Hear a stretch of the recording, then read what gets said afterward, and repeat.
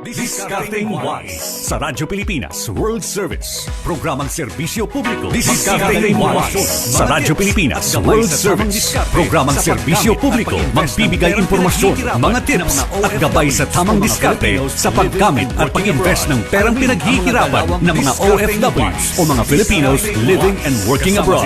Alamin ang mga galawang Discarding Wise. Discarding Wise. Kasama sina Leo Magpayo, multi-awarded financial at market analyst Jonathan Jonas Ravelas. Panahon na para magsimula tungo sa financial independence para sa isang stable financial future para sa iyo at sa iyong pamilya. Kaya't halina't samahan natin sila Leo at Jonas sa Discarding Wise. Discarding Wise. Dito sa Radyo Pilipinas World Service. Magandang araw sa lahat ng ating tagapakinig at tagapanood dito sa Radyo Pilipinas World Service. Welcome po muli sa ating programang Discarding Wise. Layunin ng programang ito na gabayan ang ating mga kababayang OFWs para sa praktikal na solusyon, matalinong desisyon at tunay na wais na pamumuhay. Ako po si Leo Magpayo at kasama natin ang ating financial analyst na si Jonathan Jonas Ravelas. Magandang araw, Jonas. Magandang araw, Leo.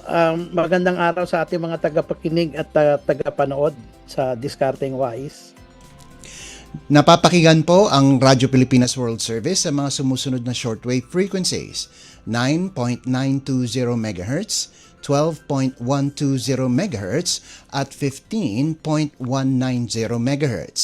Napapakinggan din po tayo live sa audio streaming. Mangyaring i-download lamang po ang Evox PBS receiver sa Google Play Store para sa mga gumagamit ng Android phone at sa App Store para naman sa mga gumagamit ng iPhone. Mapapanood din tayo sa YouTube at Facebook. Hanapin lamang po ang Radyo Pilipinas World Service. At sa ating edisyon ngayong araw, matutunghayan niyo po ang ating balitang pinansyal at pang-ekonomiya kung saan bumagsak na naman sa historic low na 61 pesos and 72 centavos kontra sa dolyar at magkakaroon kaya ng rate hike ang Bangko Sentral ng Pilipinas. Bukod dyan, nanawagan ang Pag-asa na magtipid sa tubig dahil sa inaasahang El Nino. At sa ikalawang bahagi ng ating programa sa ating segmentong Alkansaya, ano kaya ang mga praktikal na paraan para kumita ng karagdagang pera? Kaya't simulan na po natin ang ating balitang pinansyal at pang-ekonomiya. Discarding Wise sa Radyo Pilipinas World Service. Konting good news muna tayo, no? Magpapatupad ng bahagyang bawas singil ang Meralco ngayong Mayo sa kabila ng pangamba sa posibleng malaking pagtaas dahil sa nagpapatuloy na oil crisis na dulot ng gulo sa Middle East. Ayon sa Meralco, may 0.0151 centavos kada kilowatt hour na rollback para sa billing nitong Mayo. Bababa ang overall rate sa 14 pesos and 33 centavos kada kilowatt hour mula 14 pesos and 35 centavos kada kilowatt hour noong Abril. Kaya para sa mga pamilyang kumukonsumo ng 200 kilowatt per hour, katumbas ito na humigit kumulang 3 piso na bawas sa bill. Ipinapaliwanag ng kumpanya na ang rollback ay dahil sa mas mataas na refund rate, VAT exemption sa indigenous natural gas, suspension ng green energy auction allowance at mas mababang transmission charges. At least hindi tumaas, Jonas? Oo, mabuti naman may konti naman na ginhawa. Oh, at least hindi nga tumaas. Yun yung di ba?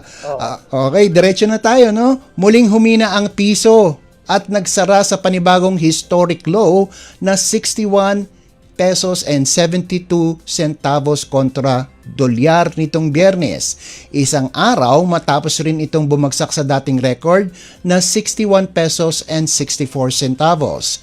bago ang pag-atake ng Estados Unidos at Israel sa Iran noong huling linggo ng Pebrero, nasa winning streak pa ang piso at umabot pa sa 57 pesos and 67 centavos noong Pebrero 27, ang huling trading day bago sumiklab ang tensyon sa Middle East. Mula noon, tuloy-tuloy na ang paghina at sunod-sunod ang bagong record lows. Ayon sa Malacanang, pangunahing dahilan ng depreciation ang malakas na US dollar, kasabay ng pagtaas ng global oil prices at matinding pag-asa ng bansa sa imported goods. Dahil dito, tumataas ang demand para sa dolyar, lumalaki ang trade at current account deficits at lalo pang humihina ang piso. Bagamat mas malaki ang nakukuhang halaga ng mga pamilya ng OFWs sa bawat dolyar na ipinapadala, mas mataas naman ang presyo ng mga inaangkat na produkto gaya ng langis na nagtutulak pataas sa inflation. Umabot na nga sa 7.2% ang inflation noong Abril dahil sa pagtaas ng presyo ng langis at bigas.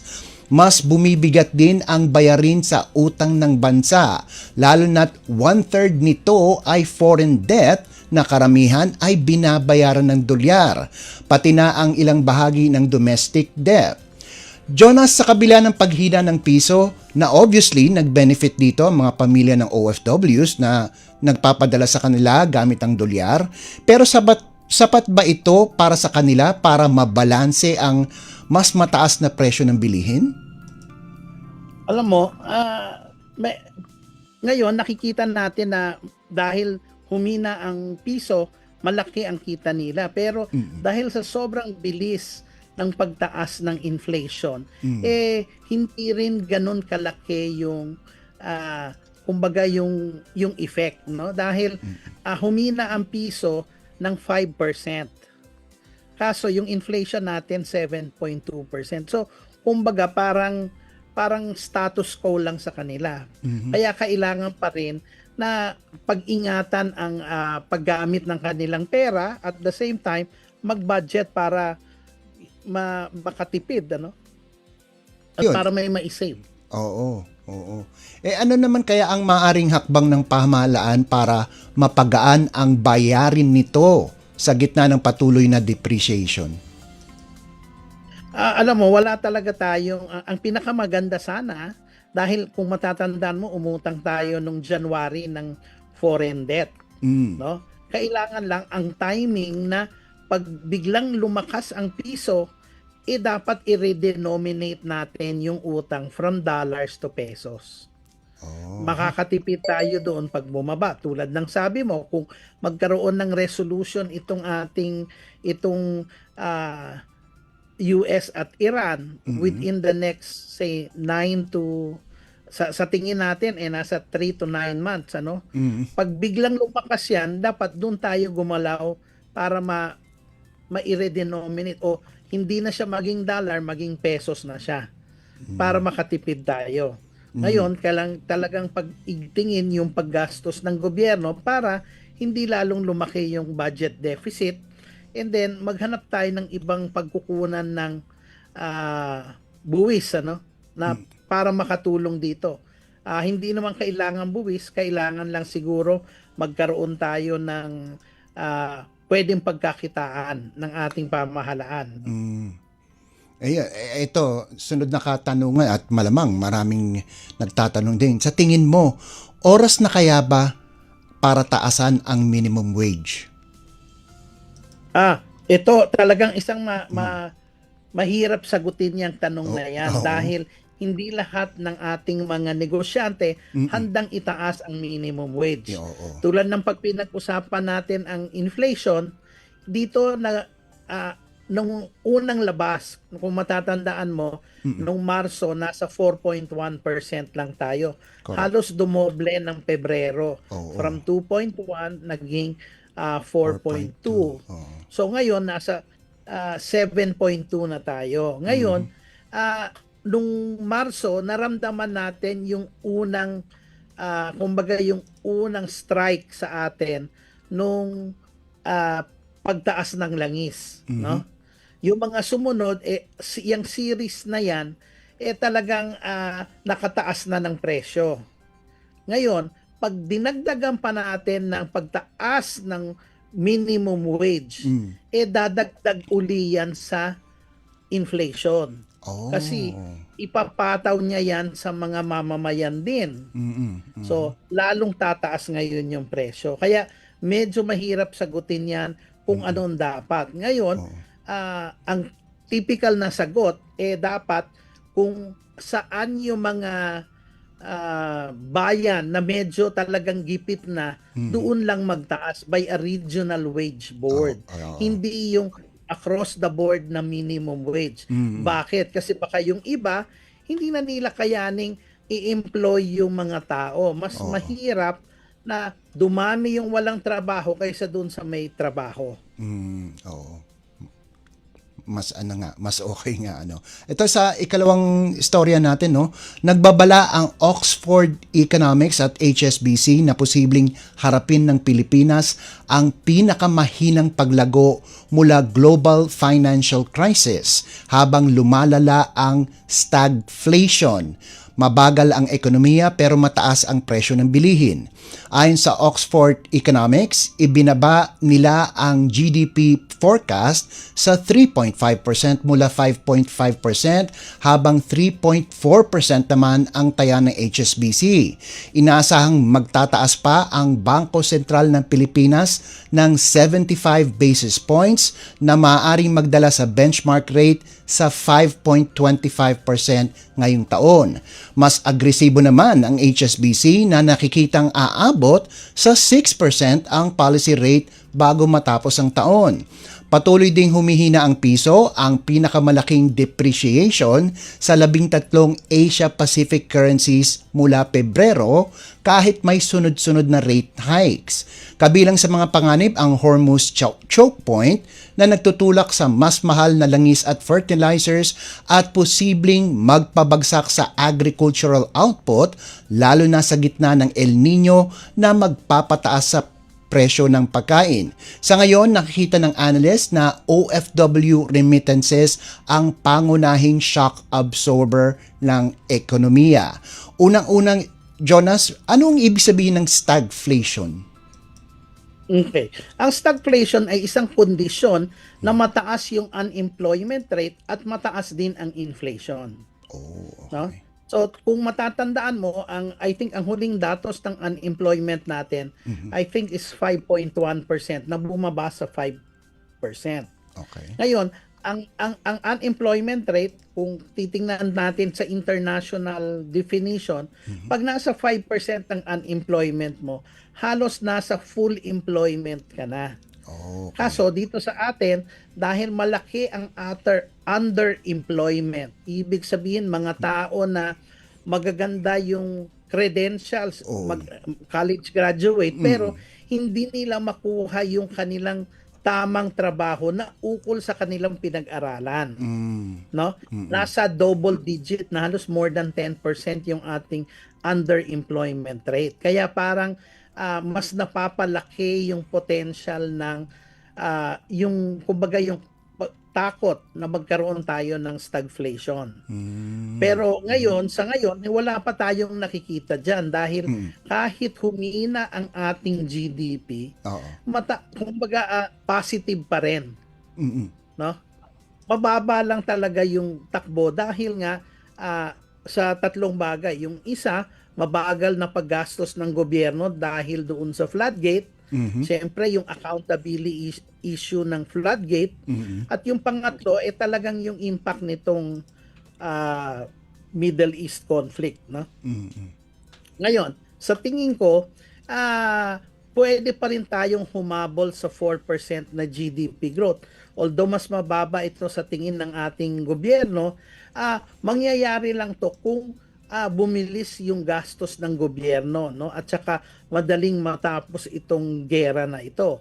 Kaya tinataya natin baka sa second half of the year, doon tayo makakita ng mas mabilis na paggastos ng gobyerno. Kaya baka pwedeng humabol between 3.8 to 4% ang GDP growth. Okay. Yun nga, ito ano ang magiging epekto sa ekonomiya kung itutulak ng Bangko Sentral ang policy rate hanggang 5.25% o 6%? Mhm. Ako ang tinataya ko 5.75 Oh, sa okay. Oo. medyo mataas. Mm. Kasi ngayon, nasa crossroads ang ating Bangko Sentral ng Pilipinas. Dahil ang talagang ang mandato ng ating Bangko Sentral ay price stability. Ibig sabihin, ang pangunahin niyang indicator ay inflation. So sa kanya, yung 2 to 4%, kailangan maibalik niya yung inflation closer to 4%. And ang isa sa pinakamadali na pwedeng gawin ay itaas ang monetary policy rate o yung borrowing rate ng ating central bank. Kaya yung mga basa ng mga analyst between 5.25 hanggang 6% ay nauukol yan. Hmm. Okay? Mm. Ngayon, hindi lang pwedeng monetary policy ang sagot. Mm. Meron na tayong nakita sa fiscal side. Pag sinabing fiscal, ito ay ang galaw ng ating pamahalaan. Kung matatandaan mo, napag-usapan na natin yung paggamit nila ng subsidy, Mm. 'di ba? Mm. Tapos meron silang suporta sa mga transport at saka sa agricultural sector dun sa marginalized. 'Di ba? Mm. Yan yung mga hakbang na pwedeng gawin ng gobyerno. Pwede pa rin niyang paigtingin yung pababain yung mga tariff ng imported products para hindi lalong tumaas yung presyo. Mm. So ito yung mga pwedeng gawin ng ating pamahalaan para makuson yung impact nitong inflation na ito. Mm. Bakit naman nananatiling pinakamahina ang piso kumpara sa 13 o 13 Asia-Pacific currencies kahit may rate hikes na? Okay, nitong taon na to, isa lang ang ating ginawa, isang 25 basis point. Okay. Humina tayo on a year to date at 5%. Mm. No, dahil nasa 61.72 na tayo. Tulad ng sabi mo, tandaan mo, galing tayo ng 57 nung pumutok yung gera. 'Di ba? Mas maganda pa rin yung pinanggalingan natin. Pag kinumpara po natin yung Indonesia at saka India, humina sila between 11 to 13%. Mm. So maswerte pa rin ang galaw ng piso kahit tayo yung pinakamahina dahil sa takbo ng ekonomiya, hindi naman lahat yan doon sa Middle East conflict. Nagkataon lang meron pa tayong dagok doon sa floodgate, 'di ba? Oo. Kaya lalong kumbaga, lalong bumagal. Pero kung wala yung floodgate at hindi yun nangyari, walang nagawang korupsyon, tingin ko tayo pa rin ay nasa pangalawa o pangatlong pinakamabilis na ekonomiya Oo. sa rehiyon. Tama. Ito, ikatlong storya natin, no? Nanawagan ng Pag-asa sa publiko na magtipid sa tubig dahil inaasahang tatagal ang paparating na El Nino hanggang unang bahagi ng susunod na taon. Ayon kay Analisa Solis ng Pag-asa, posible munang makaranas ng malalakas na pag-ulan, kamukha ngayon, bago tuluyang maramdaman ang pagbaba ng ulan na dulot ng El Nino. Inaasahan din na sa panahon ng habagat, lalo pang lalakas ang epekto nito. Bagamat nakakaranas na ang maraming lugar ng matataas na temperatura na 42 degrees Celsius hanggang 51 degrees Celsius, hindi pa ito ang direktang epekto ng El Nino. Pero may higit 70% na ang tsansa na magdeklara ng El Nino advisory pagsapit ng Hunyo. Inaasahang iiral ang southwest monsoon mula Hulyo hanggang Agosto bago tuluyang pumasok ang El Nino. Kabilang sa mga pinakaapektadong lugar ng matinding init ang Ilocos, Cagayan, Central Luzon, Cordillera at malaking bahagi ng Visayas at Mindanao. Jonas, sa pagbagal ng ekonomiya ng bansa, pagbagsak na halaga ng piso kontra sa dolyar, pagtaas ng presyo ng bilihin, paano na ngayon kapag tumama pa ang El Nino? Nako, talagang matatamaan ng ating agrikultura, no? Dahil Oo. isa sa mga malaking sektor na tinatamaan ngayon dahil dito sa Middle East conflict yung kakulangan ng fertilizer. Oo. Na alam natin, ito ay byproduct din ng langis, ano? So ito ngayon lalong nagmamahal. Kaya kailangan tayo talagang kumbaga pag-isipan natin ng mabuti para hindi tayo magkaroon ng shortage ng pagkain at saka kung saan tayo makakakuha ng murang fertilizer. Baka kailangan ng government to government, kailangan ba Oo. natin humingi ng tulong sa mga sa Russia na sila ang isa sa mga pinakamalaki na nag-i-import ng fertilizer, no? So kailangan habang ngayon pa lang talagang kailangan na natin paghandaan itong El Nino na ito, no? Siyempre kailangan sigurado tayo mawalan ka na ng kuryente, huwag ka lang mawalan ng Ng tubig. tubig, oo. Oo, 'di ba? Ito isa talaga sa mga malaking pagsubok na naman, no, para sa atin. Kaya kailangan yung mga water conservation measure ay kailangan umpisahan na natin ngayon pa lang. At ipagdasal natin sana hindi ito humaba dahil kung bibigyan kita ng history nung 1973 at 1974 nung nangyari yung Middle East crisis, nagkaroon din ng matinding El Nino Naku. na talagang lalong humina. Oo. Mahina na nga yung agriculture sector natin na dati nung panahon ng 1970s ang share ng agriculture ay halos 30%. Ngayon tinataya na lang 8 to 10% ang laki ng agriculture sa atin. Kaya makikita natin nag-i-import tayo kaya talagang tinatamaan tayo ng pagtaas ng presyo. Ayan. Ito magandang katanungan to. Paano maapektuhan ang power supply at singil sa kuryente kung bababa ang water level sa mga dam na pinagmumulan ng hydroelectric power? Okay.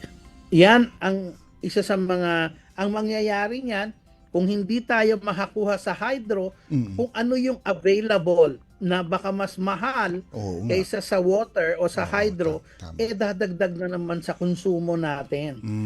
Kaya kailangan ngayon pa lang maghanap na tayo ng mga ibang pwedeng pagkunan, no, ng murang kuryente. Correct. So, Oo. kaya natin inaano yung mga renewables para makatulong, no?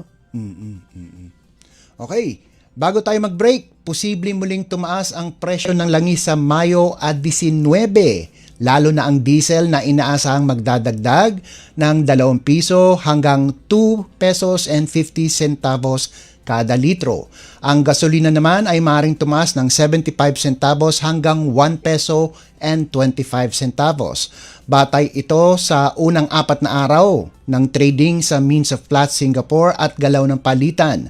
Ayon sa industry source, bumalik ang upward pressure sa diesel dahil sa pag-igting muli ng tensyon sa Middle East na nagtulak pataas sa crude prices.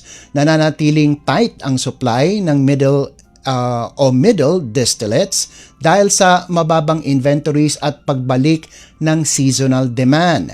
Tumaas din ang presyo ng gasolina dahil sa masikip na global supply, inventory drawdowns at mas mababang refinery output sa Asia. Nahihirapan ang mga refinery sa riyon dahil sa production inefficiencies at pagproseso ng mas light na crude grades bunsod ng kakulangan ng Middle Eastern feedstock. Anong reaction mo dito, Jonas? Ngayon, talagang dahil walang nangyayari doon sa peace talks at sarado pa rin ang Straits of Hormuz, talagang nagtataas pa lalo yung presyo ng langis. Ano? Pag tumataas yung presyo ng langis, then tatama din yung pagtaas ng, tutuloy din yung paghina ng piso. Kaya yan ang medyo hindi pa maganda. Sana sa mga susunod na araw, medyo gumanda yung resulta ng pag-uusap ni Trump at ni Xi Jinping para makakita tayo ng konting less pressure sa nangyayari sa Middle East. Okay, diretso na tayo, no? Ito, sa ating ikalawang bahagi, no, sa ating segmentong Alkansaya, eto na, pakinggan natin si Jonas para sa mga praktikal na paraan para kumita ng karagdagang pera. Jonas. Oo, ngayon talagang lahat tayo naghahanap saan tayo. Kailangan yung ating kaalaman, yung everyday skill natin, pwede nating gamitin para kumita. 'Di ba? Unang-una, pwede tayo yung home cook selling, marami yan nakikita. Oo. And marami naman tayo mga kaibigan, ka-Facebook, 'di ba? Sabagay, Yun oo. ang gagamitin natin na pwede nating bentahan ng lutong ulam, 'di ba? Oo. So, isa yan sa pwede natin pagpraktisan yung ating mga kapitbahay. Pag kumpiyansa na tayo, di pwede na tayo makapagbenta. Oo. Lalo na kung may mga kaopisina tayo, pumapasok, pwedeng ikaw na yung magbigay ng kanilang agahan, di ba? Magising ka ng umaga, prepare mo, o di ba? Or sa gabi, tapos i-microwave mo na lang sa umaga pagdating mo sa opisina, di ba? So, pwede mong gamitin ngayon yung social media mo, yung Facebook, yung Viber, 'di ba? Para magkaroon ka ng kita. Tapos yung iba naman, merienda naman, yung mga baked goods, Ayun. 'di ba? Oo. Tapos yung iba naman na may oras, yung hindi naman laging pumapasok at may panahon sa bahay, pwede ka mag-online selling. Oh, yan. Marami yan. Di ba? Doon sa bahay mo. So, marami ka. Kung magaling ka talaga magbenta. Ngayon, hindi naman lang kailangan yung mga kagamitan na bago. Pwede ka naman magbenta o mag-online garage sale ka. Di ba? So, or pwede ka rin yung ikaw yung pabili. Di ba? So, kung lagi kang umaalis ng weekend, merong gusto magpabili sa'yo, pwede mong magamit yon, di ba? Ngayon, eto, maganda sana, pero dahil sa ating problema sa El Nino, maganda sana ito, yung laundry. No? Oo nga. Di ba? Kung ikaw magpapalaba, heavy duty yung washing machine mo, ikaw, may oras ka, di ba? Pwede sana, pero problema talaga dyan, tubig. Yun. Ngayon, talagang yung iba naman na work from home at may mga oras pa, pwede silang mag-online jobs, yung virtual, ang tawag nito? Virtual assistant. Yan. Oo, o kaya yung mga tao na gusto may gumawa ng social media campaign. Di ba? Or kailangan ng graphics. Ito yung mga pwedeng gawin. Tapos, sa mga teacher, pwede ka mag-online tutor. Ayan, oo. 'Di ba? Yan yung mga tipong mga magagandang pamamaraan na pwede kang magkaroon ng ang tawag nito, makagamit ka ng kakayahan mo na hindi mo kailangan ng talagang maraming pera para mag-umpisa. So, kumbaga ito parang pwedeng ang puhunan mo dito mga 500 to 1,000. Oh, okay. 'Di ba? Kasi kung ulam lang naman siyempre. Tatansyahin mo kung sino yung bebentahan mo at gaano kadami. So, para masubukan mo. 'Di ba? So, ito yung mga, kumbaga, practical sa atin na pwede nating magawa. Kasi lalo na ngayon, talagang, kumbaga, bawat kibot mo ngayon, bawat galaw natin, talagang gastos. Lumabas ka lang ng bahay, siguro, mahina yung 200 to 300 na gastos mo sa'yo lang. 'Di ba? Correct. Oo. Tapos kung yung iba na malaki yung bahay, empty nester, pwede silang magparenta ng kwarto. Pwede. 'Di ba? Oo. O yan yung mga pwede nating mga practical na pwedeng gawin, 'di ba? Para meron tayong pagkunan ng pera. Or yung iba naman, wala ka ng ibang pwedeng tingnan kung hindi yung sa bahay mo, yung hindi mo na kailangan mag-declutter ka at ibenta mo online. Correct. O, diba? Oo. So, kumbaga, nandun na yan sa online selling, pero tingnan mo yung kagamitan mo, hindi mo na kailangan, di benta mo. Tama. Diba? Nagiging practical ka para makahanap ng pera. Yan. Yan. Okay yun bago tayo tuluyang magpaalam, meron tayong viewer dito, si Sean Kyle Flores, watching from Sapang Bato, Angeles City, Pampanga. Batiin daw natin siya kasi 23rd birthday niya ngayon darating na Martes, May 19. Oy, happy birthday, Sean. Happy birthday. 23. Wow. Kailan kaya yung huling naging 23 ako? Parang ang tagal na nun. Matagal na. Oo. Kaya sa susunod nating show, Oo. pag-uusapan naman natin dahil pinag-usapan natin ang bata, Oo. ano naman ang makukontribute ng mga anak natin Oo. para makatipid. Oo Yan ang nga. pag-uusapan natin sa isang linggo. Oo, hindi lang Diba? yung mga matatanda ang kailangan magtipid. Siyempre, yung mga bata rin. Diyos ko. Kaya, Oo, mag-contribute lahat. Tama. So yan ang pag-uusapan natin. Ano yung pwede nilang magawa? Oo. 'Di ba? Oo. Whether matanda na sila o bata pa para makatulong, 'di ba? Oo. Ba? Yan ang ano, yan ang wise talaga. Dapat talaga nating ano. Kaya subaybayan nyo yan next week, ano. Bago tayo tuluyang magpaalam, napapakinggan po ang Radyo Pilipinas World Service sa mga sumusunod na shortwave frequencies: 9.920 MHz, 12.120 MHz at 15.190 MHz. Napapakinggan din po tayo live sa audio streaming. Mangyaring i-download lamang po ang Evox PBS receiver sa Google Play Store para sa mga gumagamit ng Android phone at sa App Store para naman sa gumagamit ng iPhone. Mapapanood din tayo sa YouTube at Facebook. Hanapin lamang po ang Radyo Pilipinas World Service. At dito na po nagtatapos ang ating programa. Para sa Radyo Pilipinas World Service, ako po si Leo Magpayo.